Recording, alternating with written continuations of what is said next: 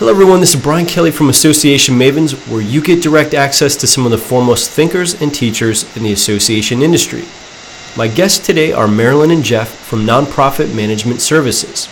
Marilyn is the past CEO for United Ways of Texas, and Jeff has a storied career in sales management. Together, they work to build capacity and management excellence for associations and nonprofits. Welcome to Association Mavens, Marilyn and Jeff. Thanks, Brian. And I have to say, this is a first in the Association Maven realm because we've never had two guests on at the same time. So congrats. Thanks. We're really excited. Thanks, Brian. So I want to dive right into some questions for you guys and see what you have to say. So the first question is, what are the specific struggles that you help associations with? What are some of the things that you guys are called in to help with? Well, one of the reasons why we started Nonprofit Management Services is because after more than 25 years as a nonprofit and association CEO, I couldn't help but notice that there were some commonalities and problems that these organizations had. And so I thought maybe I could provide some information and expertise based on my experience. One of those big issues that associations struggle with is the whole question of management excellence. They become so focused on serving the members or raising funds or public policy advocacy that it's easy to ignore what I call the core elements of success. And so they become unbalanced in their approach. So their financial management system may become jeopardized. Maybe they're not doing as good a job with marketing as they should. So our approach with associations is really to focus on building balance in those 6 core elements so that a nonprofit has the capacity, or the association, to really do what their mission says they're supposed to do. Excellent.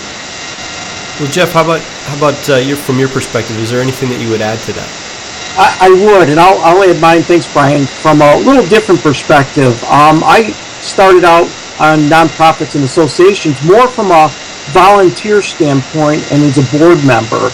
I was very, very fortunate that I received a kidney transplant 7 years ago, and I was introduced and very privileged to have the opportunity to speak and volunteer for great organizations like Gift of Hope, Donate Life, and the National Kidney Foundation.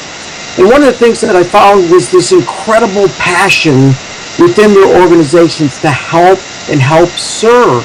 So that the passions were excited and the organization was great, but the structure and the principles to run the organization really get, as we call it, capacity, was convoluted because of the great passion to serve. And so it really starts from kind of the beginning, which most organizations call us in for, and associations, is kind of where are we today? So we like to start off with kind of where are you today, with the kind of an assessment to find out where they are. And then, as Marilyn had mentioned, kind of putting the legs on the stool, because there's really 6 core elements that need to be in place for the organization. Core elements. So, to get management excellence, we look really at, a simplified strategic plan. We look at, the tiers being, and then the board development. I've been on great boards, and I've been on boards that are really trying to bring capacity. And the ones that really, really excel are the ones that are structured where there's accountable to the organization as well as the board, and it's clear and concise. And so those are the things that we bring to associations to really, really help maximize their potential. Perfect. Okay, so I think that leads us into the next question is, what would you guys say is the trouble with strategic planning? And this is something that a lot of associations and, of course, a lot of nonprofits spend a great deal of effort and energy around, is this notion of putting together a strategic plan. But I want to hear from you what your thoughts are as to really kind of what's the trouble with the traditional way that we think about these things. One of the best examples of how this 6-hour strategic planning process works is an association here in the state of Florida that had tried strategic planning and it had never worked. It was one of those plans that just got put on the shelf. So I took them through 2 hours of board training and then actually consolidated the planning process into 4 hours. And in that 4 hours, we had a combination of the core elements assessment, which we talked about earlier. We also had a SWOT analysis, strengths, weaknesses, opportunities, and threats. Then we divided them into groups, and they developed specific goals and objectives with measurable outcomes and timelines, and identified who was responsible for implementation. After that session was over, I then took that information and put it in the form of a 1-page strategic plan. And as a result, at every board meeting, they pull that 1 page out and say, okay, where are we on the achievement of each of these goals? And it really helps to keep the board focused, especially since this is a totally volunteer-run association. We don't have staff, so it's up to the volunteers to take the lead. So this process really works to keep the board and staff, if there are any, focused on those strategic planning goals. That's perfect. I think taking that huge binder that most of us see with the strategic plan and getting it boiled down to 1 page is fantastic. I'm curious, what are there like a certain number of objectives that you recommend as part of that 1 page plan? Remember we talked earlier about the 6 core elements. Yep. And we divide them into the groups, depending on the size of the board. There's either 3 groups or 6 groups. And that they take those 6 core elements, divide them among those committees, and then I recommend that they have no more than 3 goals or objectives in each of the core elements. That's workable. And then I really emphasize the fact that this is a process. It's not a plan, it's a process, and it never ends. So there's constant need for updating those plans. Okay. Now, another thought that comes to mind that I'm really curious about is how do these folks that you're working with respond to this whole notion of a single 1-page document? Is it something that they embrace? Is it something that they find a little bit difficult to adjust to? Is there anything you can share on that? I will give you another example. I recently did a workshop down in South Florida, and the participants represented a variety of organizations, so they weren't all just from one nonprofit. And what I was doing was showing them how the process worked. So it was an overview of the process. But I used a simple hypothetical organization that I called the Society to Prevent Cruelty to Slugs. And so then they worked through this process, looking to develop vision and mission statement goals and objectives for this hypothetical society. And what they told me afterwards, and this came out in the evaluations too, is that it was like all of a sudden light bulbs went off. And they realized, hey, this doesn't have to be a huge volume. That having a 1-page strategic plan document causes them to use it. If it's too big, it's unusable. Yep. 1 page makes sense. They can then develop the organization based on that document. Well, it also seems like it's something that you can wrap your head around. Yes. You know exactly where we're going and how we're doing it, versus like, well, I don't know, let's open up to that particular section in the binder and I got to reread it again. Yeah, in fact, Brian, I'll have to tell you, one of the things I did at the last nonprofit where I worked is I actually took those goals. I was still fine-tuning the process, put them on a huge roll of butcher paper, put them on the wall in the boardroom, and put little timeline charts as to when they were going to have different aspects of each of the goals completed. So that at every board meeting, that strategic plan, those goals, the timelines, who was responsible, was always in front of them.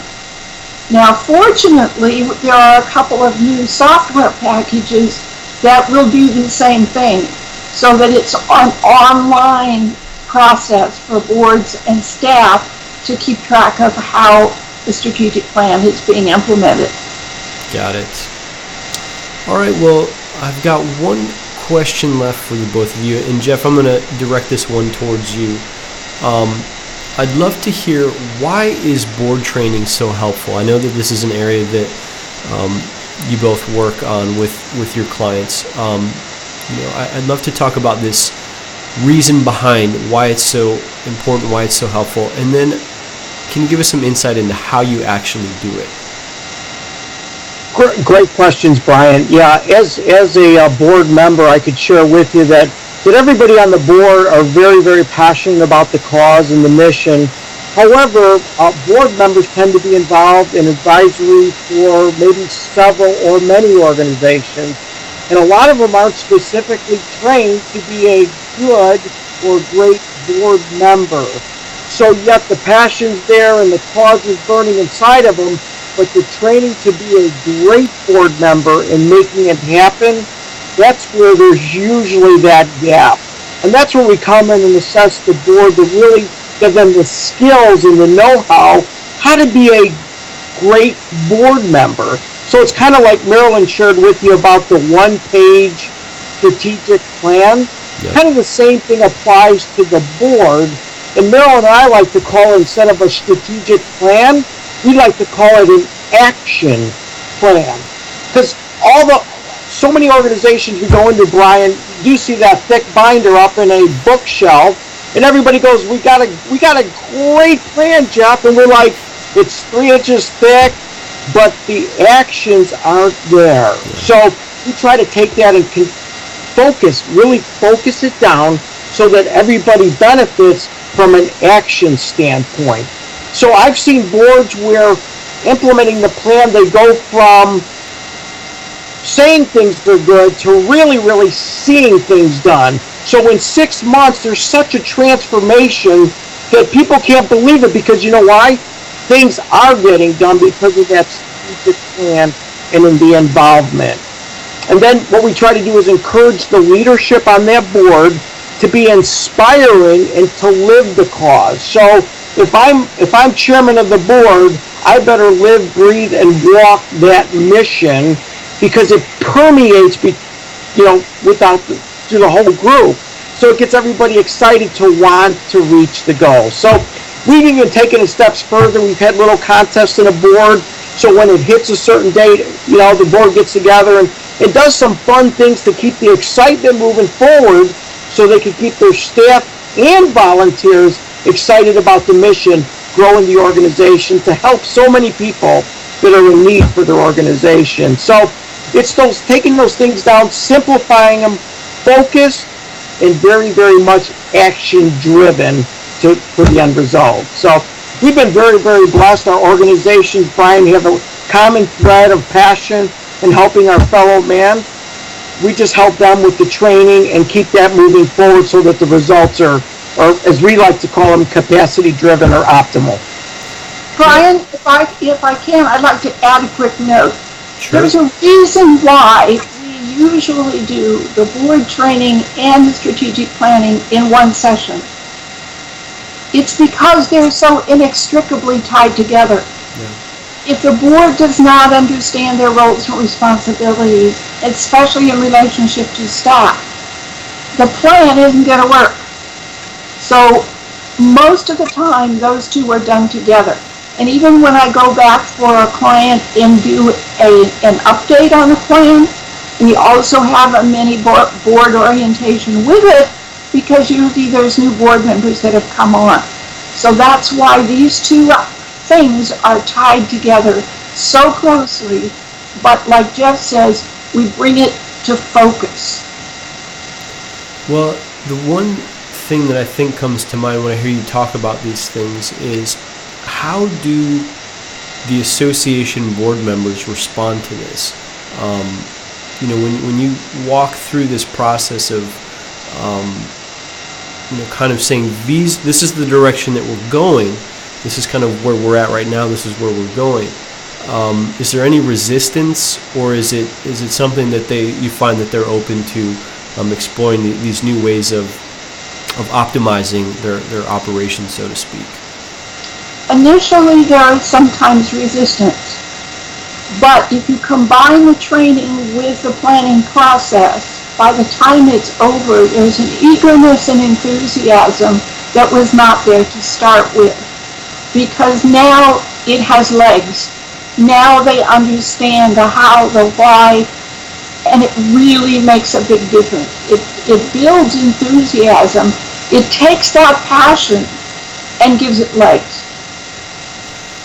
Yeah, I've personally experienced something similar to that. Not quite the same thing within an association setting or a board setting, but completely relate to that notion of you're going along and you think you're doing everything that you should be doing, and then you are able to have that outside perspective and get a little bit of clarity and insight into exactly what's happening. And it really is an eye-opening experience. It can be a little difficult at first to make that realization, but once you do that and you dive in and you get in to the nitty-gritty aspects of exactly where we're going and what that vision is and how we're actually going to make this vision carry forward, the impact is amazing. You hit on exactly the issue that is critical. We facilitate the process. We don't do the planning. So all we are as facilitators in order to motivate those who are involved, whether it's association board members or staff or both, so that they have ownership. It's their process. It's their goals and objectives. It's not us telling them how to do it. They own the whole process. Okay, so yeah. I know that you have a couple of resources on your website related to the topics that we've been discussing today. Can you let us know what those are, and we'll go ahead and make sure that in the show notes for this episode of Association Mavens that we'll include links to it. Sure. One of them is called the 2-hour board training, and that is really helpful. Tells you step 1, step 2 on how to develop a good board. The other one is the 6-hour strategic plan. Both of these are part of the Hour Series guide.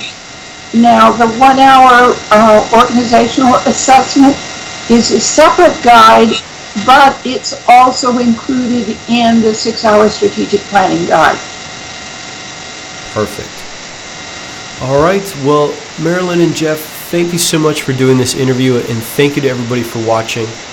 Be sure to sign up today in the upper right-hand corner of this website to be updated via email when new interviews are posted.